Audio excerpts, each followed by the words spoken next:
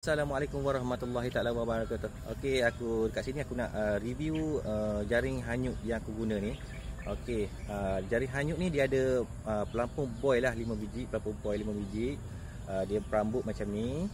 Lepas tu dia ada batu ladong saiz 8. Lepas tu panjang jaring dia ni aku buat 10 kaki, lebar 12 kaki. Yang terbaru aku buat. Sebelum ni aku buat 10 kaki je. Sekarang ni aku dah buat lagi lebar. Dia punya panjang lagi lebar lah.